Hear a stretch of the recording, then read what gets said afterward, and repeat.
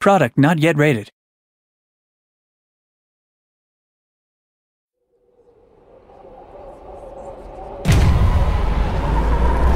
I'm the creative director for Dead Space 3. And I'm the senior audio artist on Dead Space 3. We're going to take a look at our current single-player demo. Hey, Carver, goddammit, give me a hand here! As the demo begins, Isaac Clarke finds himself on a ship called the Eudora, which happens to belong to this guy here who he's handing a welding torch to. The ship has just been nearly obliterated by an attack, and now they're trying to make their way off the ship. Carver, where can I find an EVA suit? Down that way!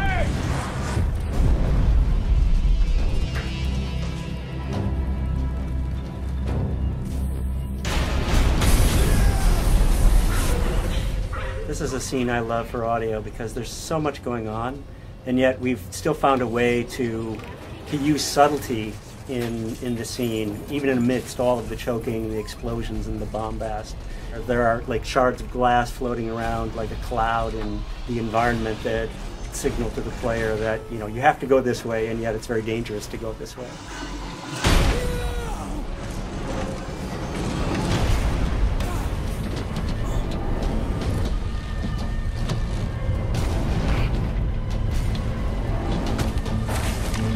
In this part, Isaac desperately is trying to get his spacesuit on in time. The clock is counting down and the ship is on fire. It's about to blow up.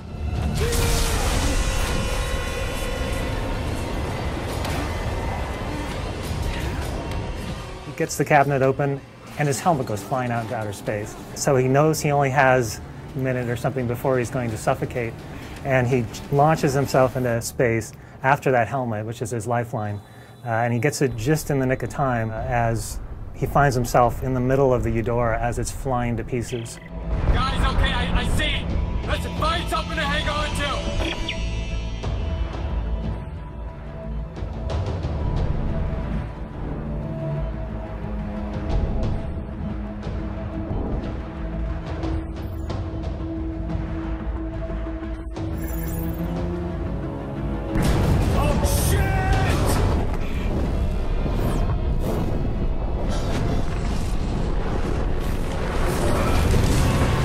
Section, Isaac is flung out of the exploding Eudora spaceship, and he finds himself hurtling, 100 miles an hour through space as pieces of this ancient flotilla are whizzing by him.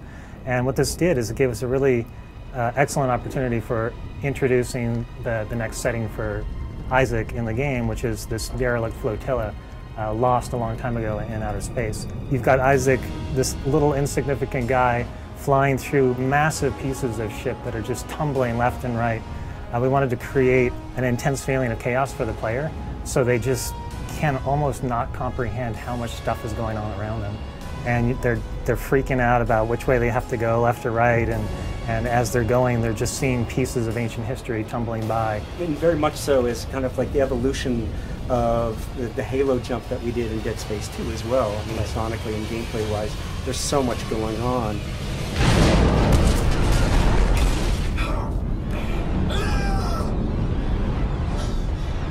Took the environment and created 3 new threats within that environment, and we had to pay off on all of those sonically, making sure that the gameplay was thrilling as could be. In a scene like this, on one of the prior games, we would have made it much more aleatoric and just about kind of tone clusters and chord swells that are really difficult to relate to. And I think that we're inching towards going towards a more thematic musical approach.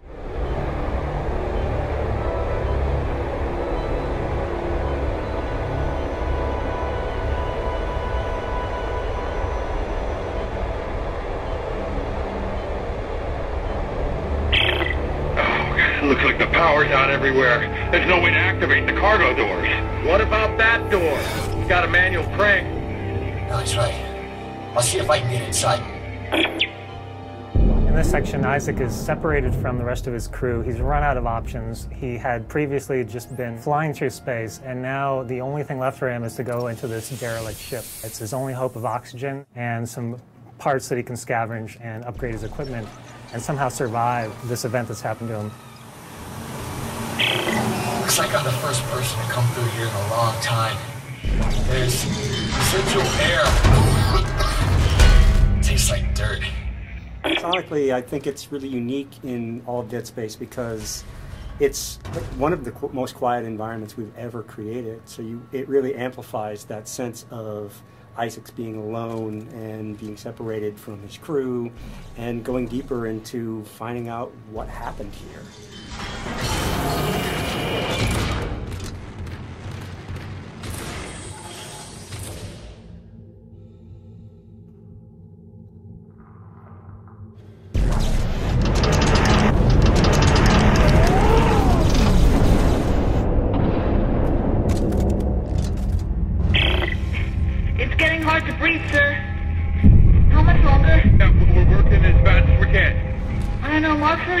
Sir, I can't stop the bleeding. Shit. Hey, Isaac. Okay, meet me at the door. I can let you in from this side. Right there. Now get in here. Give me a hand. Aye, aye, Captain. Hey, don't get cute.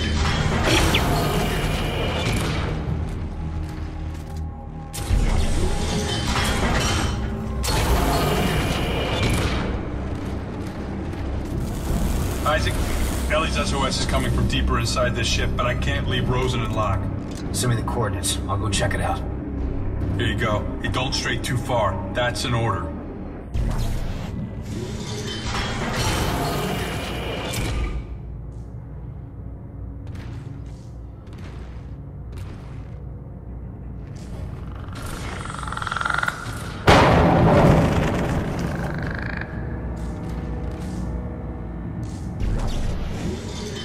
This is my favorite moment right here.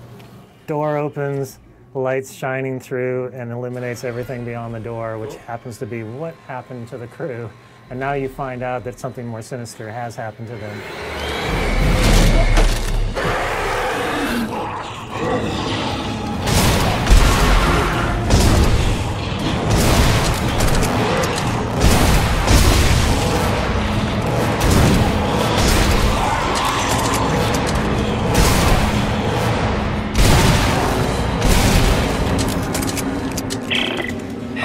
Holy shit! What? What is it? What's going on? I just got jumped by what's left of the crew. What? No one could have survived out here for that long. They didn't survive. They got turned into those things.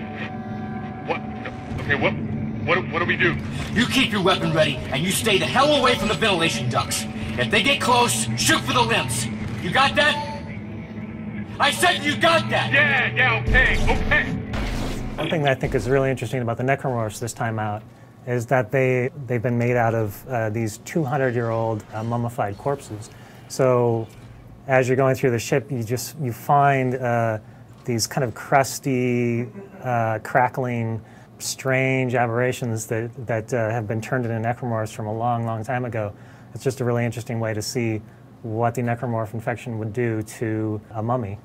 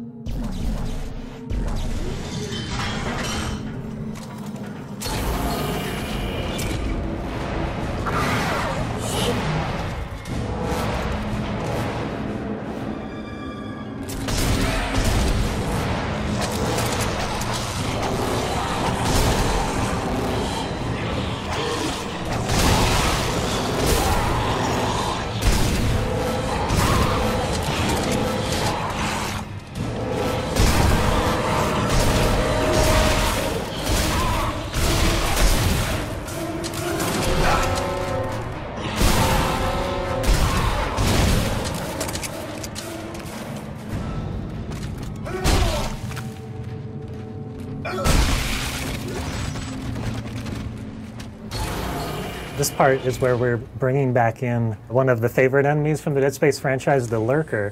But in Dead Space 3, it was important to reimagine them into something different. So what we did is we made it based off of a dog rather than a child, what the original one was. And the reasoning behind that is that this government whose flotilla that you're exploring, they just so happen to have needed dogs as part of the effort to find things on the planet that they were looking for. Similar to what you would do with earthquake victims, where you'd have dogs that would go out and search for things because they get a scent. These dogs just happen to have been turned into necromorphs, and now we get to see what happens when an animal gets turned into something necromorphic rather than a human.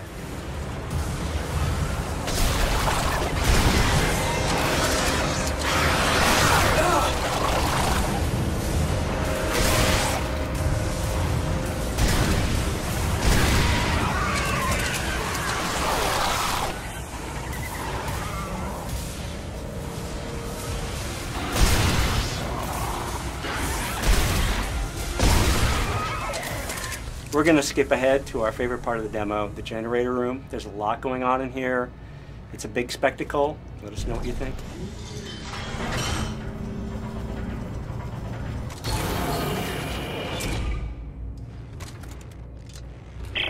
Norton, you there?